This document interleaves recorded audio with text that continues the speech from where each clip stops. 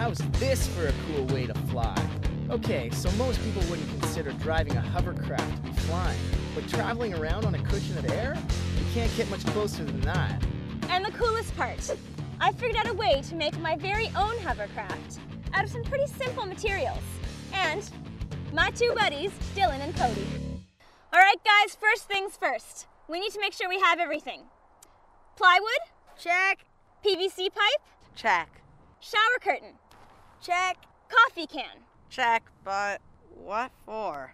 You'll see. And don't forget the handyman's secret weapon. Duct tape.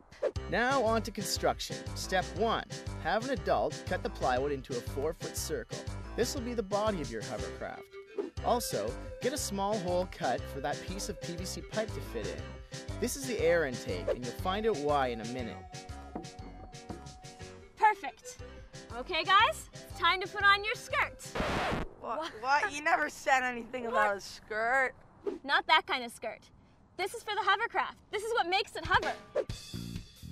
Hovercraft use powerful fans to get around. Propulsion fans push air out the back to make them go forward, and lift fans push air down to lift them up. The skirt works by trapping that downward airflow underneath the hovercraft in an area called the plenum chamber. All that air being trapped underneath means the hovercraft is sitting on a giant bubble of air. And that means there's almost no friction between the hovercraft and the surface below, so drivers can zoom around at high speeds with ease. The skirt needs to be made out of a thick sheet of plastic, so I'm going to use a shower curtain. Okay. All right.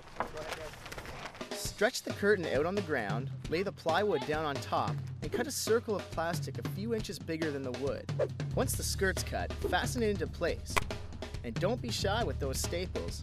More staples. But no amount of staples will give you the airtight seal that you're gonna need. So, here's tape. How's that? Looks like we're good to go. And voila!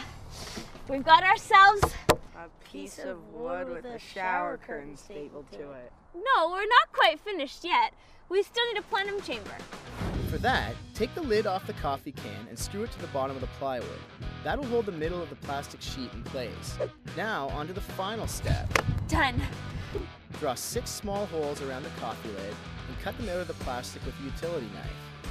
For our hovercraft, the air comes in through the intake hole and down into the skirt below.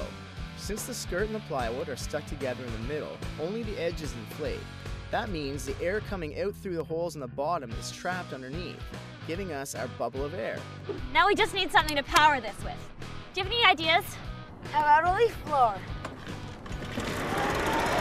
With proper supervision, leaf blowers happen to make a perfect motor for hovercraft, and hovercraft make a perfect vehicle for racing. Gentlemen, start your engines!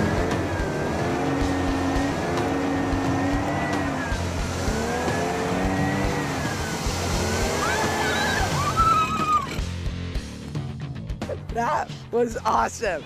That was so cool.